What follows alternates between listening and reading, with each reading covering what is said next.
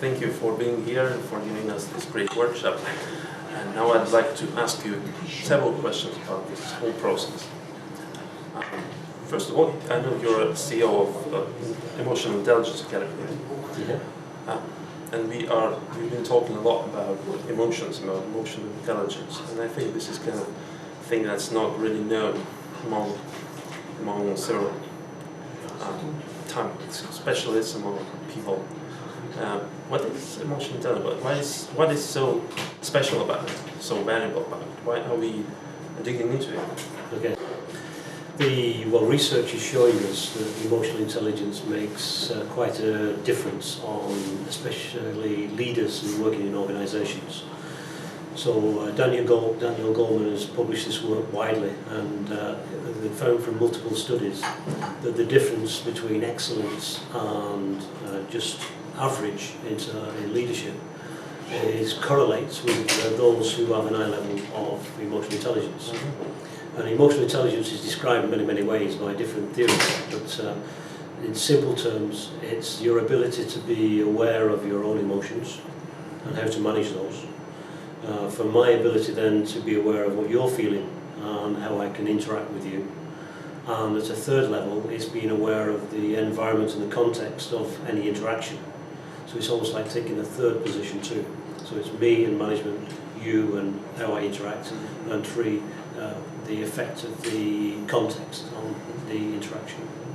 Can you tell a little bit more about the science that underlies this research in emotions and that we use in this teaching and our learning and our work? Yeah, it's often been viewed as emotional intelligence has been viewed by many as like a soft skill and supplementary, but with the science, particularly the work done by Dr. Paul Ekman, as he's the pioneer on this research, has proven to us that the emotions are universal and they have universal expressions.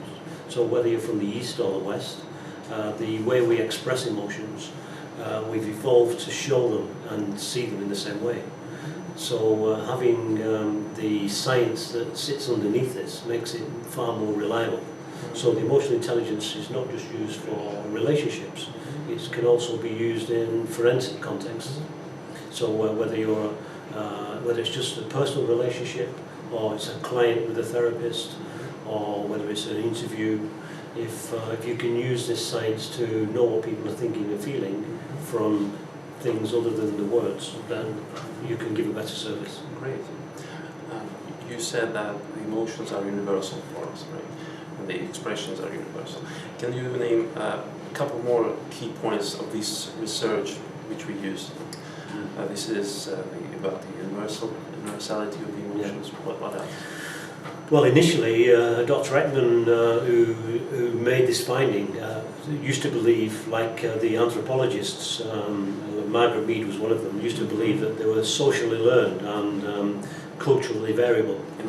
Emotions themselves, yeah. And so it depends where you're from, or depends on your family, or depends on your country. And so he set out across 5 different cultures from the East to West, and Brazil, and China, and America, and Europe. And he found, these emotions are displayed in the same way, especially from the 7 basic emotions of surprise, anger, sadness, happiness, fear, contempt, disgust. They were displayed in the same way. But he still got criticised. He said, no, people show them the same way because they've learned it from the TV, or they've learned it from the magazines, from the media. So he had to take this one stage further. So he went about 30 years ago, he went into Papua New Guinea, and he found a Stone Age tribe, the Foray tribe. And they were totally isolated from the Western society and media.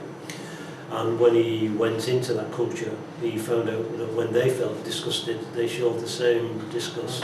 And they recognised the photographs of the Western pictures, and they knew what was going on for the individuals. Okay, the language was different, but the meaning was the same. And since that point, the whole scientific community, with minor exceptions, have accepted that the emotions, the 7 emotions are universal, and the signals, especially from the face, are reliable to let you know what people are thinking and feeling. you were saying about this excellence, right? This emotional intelligence is about professional excellence.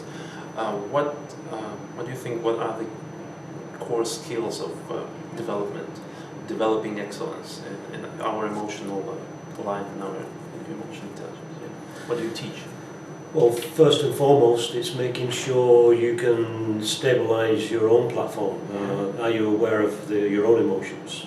Because you can contaminate other people, and if you're in the grip of your own emotion, if you're angry and don't recognize that, it can contaminate and blinker you to see the world. What do you mean by contaminate? It can interfere. So if I get into an angry episode, then I won't filter information in cleanly.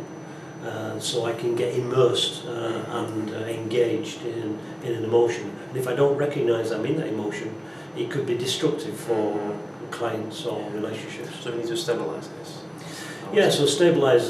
Some of the work involves the self-awareness, and self-awareness starts with mindfulness. So some of the early principles is let people first concentrate on how they feel and what they're feeling and thinking, and if they can be aware of their own state, and they can be aware very early when they're becoming emotional or becoming sad or becoming fearful. If they can recognize that early enough, instead of reacting, they can respond, because sometimes reacting can be counterproductive. And besides stabilizing our platform, we are also learn to read emotions, right? Yeah. So once you're stable yourself, once you're in a firm place, it makes it clearer to see other people. It's John Kabat-Zinn uses the analogy of if you're trying to look at the moon through a telescope, it's very difficult to focus if you're on a waterbed. So first you need to stabilize your own platform, and then you can see others clearly with full attention and full focus. How can we use the data that we gather from this, from another person that we observe, that we see? Well, often, my mother and my school used to say, that's not what I said, listen to the words I'm saying, but the words are only one channel. The body language, the facial expressions, the music of the voice, the rhythm, speed, pitch, volume, tone of the voice, regardless of what language you speak, gives away what we're feeling and thinking. And then the verbal style, the way we speak, so the hesitations, the pauses, and the interaction style that we use give us 5 channels. So there are 5 channels of communication. Many of us rely on one. If you can cross-check the information and data coming from an individual, it gives you a far deeper understanding of what they're thinking and feeling.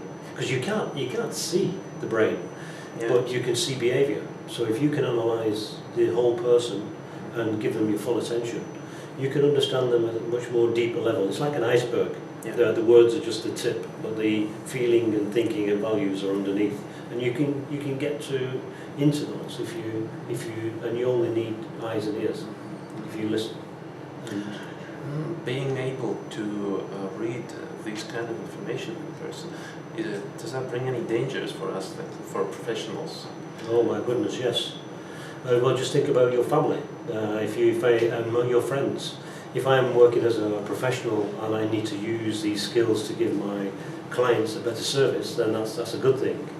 But I've got to be careful that once my friends, my family, my children, when they realise you have these skills, it can create distance. So having these skills can be very productive, but there's some ethics involved here. If I'm taking information from a person that they didn't mean to give to me, that's like stealing information, and then what right have I got to use that? So it's being careful. You can't turn off the eyes and the ears, and you can notice things, but you can choose not to do anything with it. So if I challenge my children every time they lied to me, and or they were feeling something and they weren't being open, and I probe that, then that would distance them from it.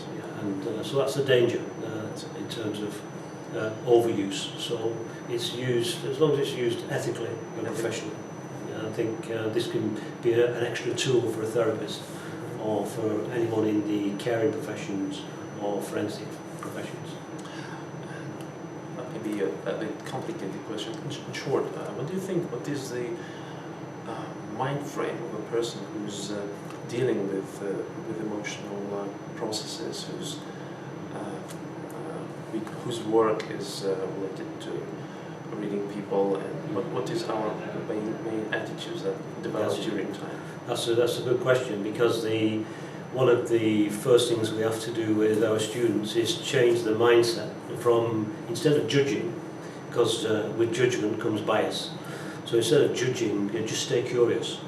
So if someone is exhibiting a behaviour, get curious of what is it, what's the reason behind that behaviour, and rather than being judgmental. So being mindful is about not being judgmental. It's gathering data, information, and then using that to understand someone at a deeper level. But so the mindset and the attitude, I guess, is be curious, and the information will come in. Judgment is something that goes that way. Curiosity brings data in, and see yourself as a radar taking information in, rather than a mouthpiece giving advice. And that's one of the biggest lessons I think I learned in the early stages.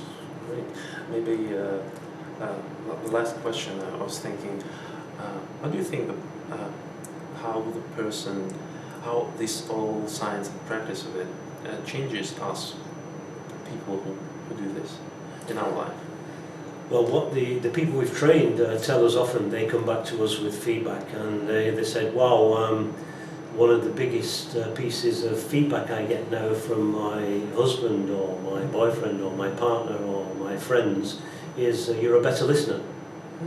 And they said I've not changed my listening skills, I've just become more interested and curious about understanding them more deeply.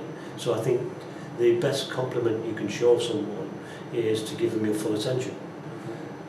When you're practicing these skills, it needs full attention, and the way that feels for another person is the best compliment you can give them. I'll give you my full attention. That's a big compliment to a person, and they recognise that and value that because you're taking an interest in them rather than me just talking about what I want to talk about. And so that's one of the big changes that we see reported back from people who go through this training, that they're more popular and recognised as being more emotionally intelligent, because the ability to listen and pay attention is seen to be a core skill in that. Great. Thank you so much for this interview and for this workshop. Oh, it's great. Thanks for your time.